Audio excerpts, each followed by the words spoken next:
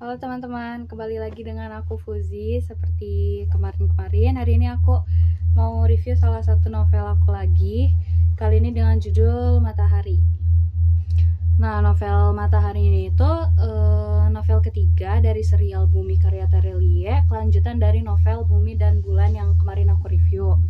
Kalau di novel Bumi itu kita difokuskan pada tokoh Raib, kemudian di novel Bulan difokuskan kepada Sally. Nah, kalau di novel Matahari sendiri itu sorotannya itu paling besar itu terhadap Ali, teman mereka juga. Nah, di novel Matahari ini juga masih sama nih, masih membahas tentang petualangan mereka di dunia paralel. Kalau misalkan kemarin di novel Bumi itu kan lebih difokuskan kepada Raib, sementara kalau di novel Bulan itu difokuskan kepada Sally. Nah, kalau di novel Matahari ini tuh difokuskan kepada Ali.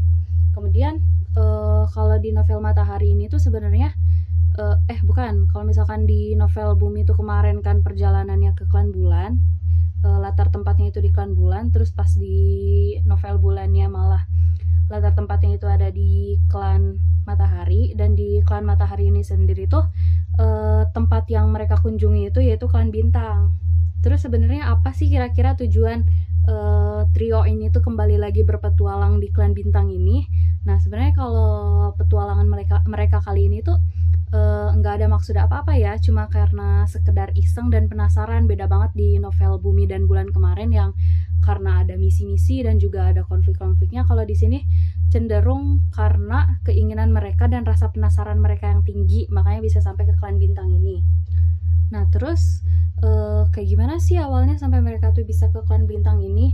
Nah, awalnya itu dimulai dari Ali, si tokoh yang paling jenius ini, si tokoh pemalas dan urakan ini yang ternyata super duper jenius. Kalau kalian ingat di novel Bulan kemarin itu tuh ada bagian ketika Aftu kasih sesuatu ke Ali. Nah, barang itu ternyata adalah tabung perak yang isinya soft copy dari perpustakaan yang ada di klan Bulan. Nah, itu tuh sama dengan hard disk berjuta-juta giga yang bisa diproyeksikan jadi hologram 3D. Gila sih, keren banget kan itu.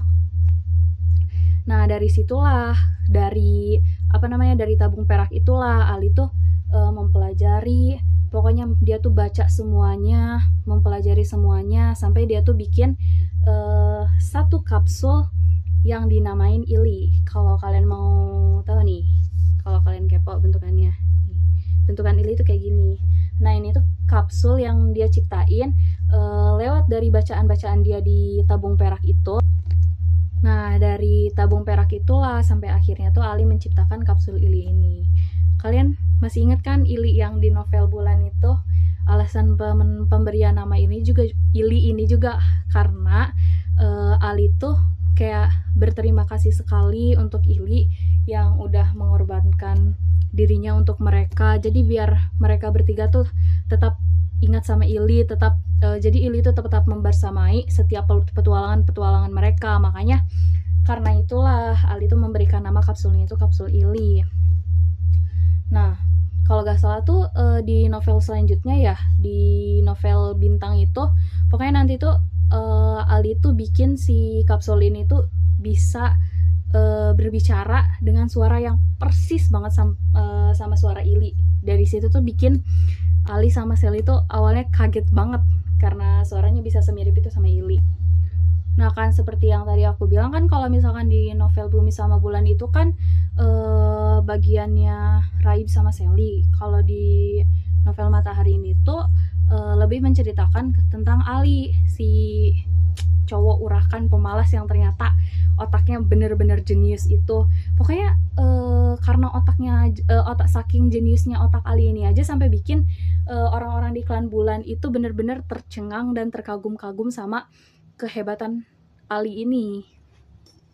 Selain itu sempat ada ya waktu di sekolahnya itu, di real life-nya itu, Raib tuh benar-benar ngerasa curiga sama Ali karena Ali tuh tiba-tiba jago main basket dan tiba-tiba populer. Di situ Raib tuh curiga banget kalau misalkan Ali tuh pakai benda-benda aneh yang bikinannya sampai bikin dia tuh jadi jago basket. Padahal emang aslinya Ali tuh emang bisa gitu. masih sama kayak di novel Bumi dan Bulan kemarin kan muncul nama-nama baru, muncul tokoh-tokoh baru. Di novel Matahari ini juga banyak bermunculan tokoh-tokoh baru dengan namanya yang khas dengan klan bulan. Kayak kemarin kan di novel Bumi dan novel Bulan itu juga kan nama-namanya itu nama-nama orangnya juga khas ya sesuai dengan klannya. Begitu juga dengan di novel Matahari ini. Aku sebenarnya kadang suka agak pusing ya kayak kalau ngebahasnya. Kenapa? Karena novel Bumi tapi pembahasannya di Bulan, terus novel Bulan tapi pembahasannya di Matahari, nah dan novel Matahari tapi pembahasannya di Bintang. Jadi kadang bikin aku tuh agak bingung buat sebutinnya, tapi it's okay. Di balik itu emang buku ini tuh bener-bener worth it banget buat dibaca. Nah, kemudian singkatnya lah ya, singkat cerita, pokoknya setelah mereka tiba di klan bulan ini, klan bulan kan, di klan bintang ini setelah melewati rintangan yang cukup menyulitkan, kayak mulai dari harus masuk gerbangnya, kemudian dikejar sama kelelawar-kelelawar yang ganas, pokoknya kan bener-bener susah banget untuk masuk ke klan bintang ini. Dan mereka kan sepanjang perjalanan itu kan mengendarai Ili ya, pakai kapsul Ili ini. Pokoknya sampai ketika mereka tiba di klan bintang ini, ternyata nggak sampai di situ aja. Harapan mereka yang awalnya cuma buat santai-santai, buat main-main, ternyata harus pupus karena berbarengan dengan mereka tiba di sana tuh ada satu masalah yang ikut melibatkan mereka juga. Karena itulah di situ mulai muncul lagi konflik-konfliknya. Untuk kelanjutannya kalian bisa baca sendiri di novel Matahari ini. Aku jamin worth it kok untuk kalian baca. Nggak akan sia-sia kalian baca sampai ke seri-seri selanjutnya ini. Nah, dan kelanjutan novel Matahari ini itu akan bersambung ke novel Bintang. Pokoknya semoga kalian bisa baca ini. Jujur ya, buat aku yang sebenarnya nggak